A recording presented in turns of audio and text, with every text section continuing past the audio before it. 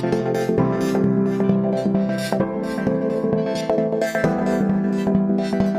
everyone, welcome to another video by myself, Andrew DFT. And of course, today's video is the third part of the tactical shotgun from Fortnite. So of course, we've been focusing on really building out this detail, getting those layers required to give the gun definition and that 3D aspect that of course it has. We have faced a few issues and a few little hiccups along the way, but that's all a part of the construction process. If you didn't have those, you wouldn't really be doing it properly, or you were a master, and that's very hard to find. So of course we'll go ahead and finish it off. This will require you just to put the final bits of touching on. Like I've said, we've really tried to make sure we have a nice, sharp, clean blade to get these nice edges and these bevels going, so that way it's a much cleaner design. Now of course, in the final result, you will want to cover up all these seams to hide the individual layers that of course show that it is EVA foam. I'm not focusing on that too much in this tutorial. It is something that a lot of you guys have already built and focused. I will show you how to do it very briefly using the SCAR tutorial as of course the reference, because I did not focus on doing it on this one because I got sick of building this towards the end and wanted to get out the main bulk of the gun, which is ideally all you're after. So let's jump in and finish it off. Alright, so when we left off, we of course had a lot of this gun done. It's looking pretty good so far, but we're going to go in now and add some of the more intricate pieces of detail that sit in the main platform of the gun. So we'll jump to the handle first off, and we'll actually go in and add all these little divots that of course we didn't add previously. The way I'm going to do it is personally, I'm just going to cut them free from the template and actually just draw them in and then continue the line down a bit and just score them.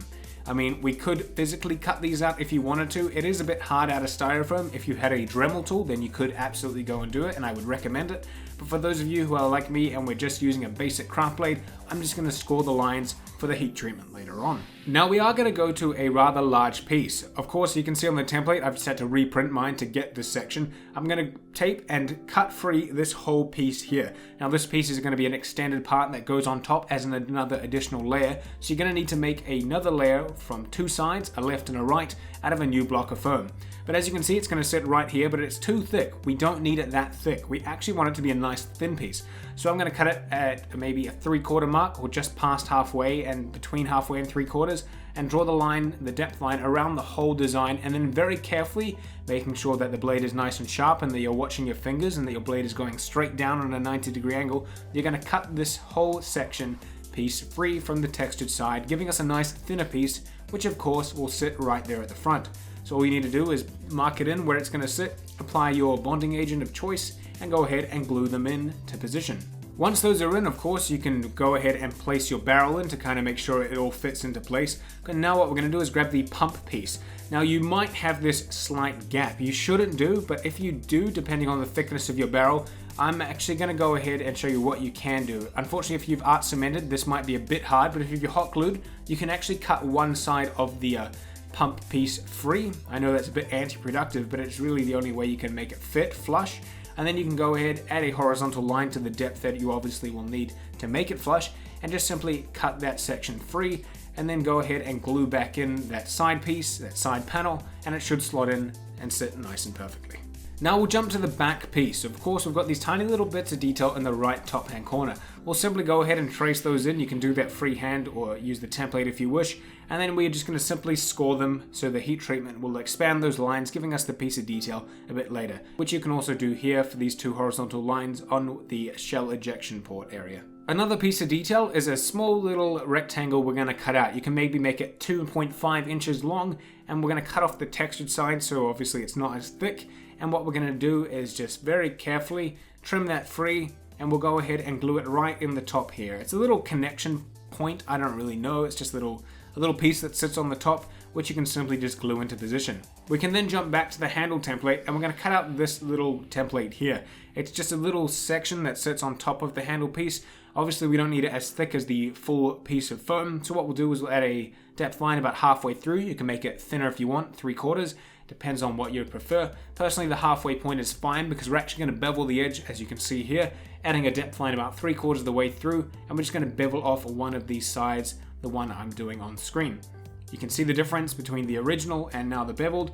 I accidentally didn't have a sharp blade, hence why it's a bit choppy there, but make sure you do but if you don't, the heat treatment should clean that up rather nicely, and you can just stick it on right there. Now comes the barrel. Now the barrel technically does have this kind of like riveted shark tooth appearance at the end. For me, doing it out of PVC pipe proves a bit of a difficulty, as that is actually hard to achieve. But what you can do, which I highly recommend you be very careful with, is you can actually use a lighter, if you have one, to heat up the blade and carefully cut straight through that PVC pipe. You will need to heat up the blade every time you go through make an incision. This took me about half an hour to rotate and cut through, but you can sand it off once it's been chipped in, but it will give you that effect you're looking for. If you're making that out of cardboard, it'll obviously be easy, you don't have to heat it up. But if you are doing it out of PVC pipe, this is kind of the only way to do it. You just need to be 100% careful because you are dealing with a molten hot blade. So if you're young, please get your parents to help you. If you're old, well, you should be fine. Just don't cut your finger off or burn yourself, because it will act like a lightsaber and cut through anything. Now up the front, we do of course want to add this tiny bit of detail that sits up the top to kind of give it the cartoony raised effect. So what I'm going to do is cut a piece of cardboard a piece of foam at the thickness of that gun, and then at a length of maybe 3-4 inches long. Then I'm going to add a depth line and a bevel line, and I'm actually going to cut free one of the sides, a bit cleaner than that hopefully, and then I'm just going to simply stick it on. As you can see, it fits to the length of that top section. You don't want it extending too far, you don't want it coming into early, you just want it sitting there flush. Once that section's all done, we can go ahead and actually apply our bonding agent and simply glue in the barrel. Of course, it's all been cut and trimmed and it should sit perfectly as we've made it adjust to that. And then everything should just be able to be glued into position and sit in there perfectly. Of course, right now I'm gluing this in, which means this won't be able to slide or move. If you want to add a sliding function, that's completely up to you.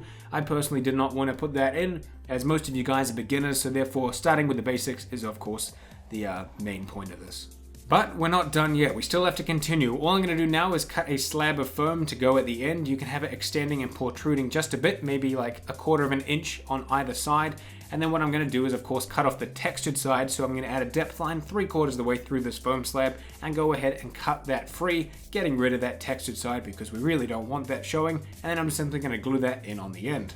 Now what we're going to do is we're going to apply a smaller cylindrical object to go underneath the barrel, and this one is going to be a bit thinner than whatever your barrel. So if your barrel's at 40 millimeter diameter, you want to make this at least 30 millimeter diameter. I'm simply going to cut it to the right shape and then just glue it in there, leaving at least an inch of gap between the barrel and of course this new piece. This is just the additional sliding mechanism that of course the pump rails on. I don't know what the term is, but as long as you can match what you can see on screen, you shouldn't have a problem. Then we're going to go ahead and cut 4 rectangles at about maybe 2 inches long. These are just going to be the simple, almost like staple points that go on the gun as a piece of detail. They're very cartoon-esque in appearance, so we don't need to worry too much. We're simply just going to cut them out, and of course at maybe halfway through the foam, and we're going to simply glue them into position here, making sure they kind of wrap around, and you have one that goes up on a 90 degree, which is the one on the right hand side, and the one on the left hand side is kind of on a 45 degree slope. That's just how the design looks and how we want to obviously emulate it.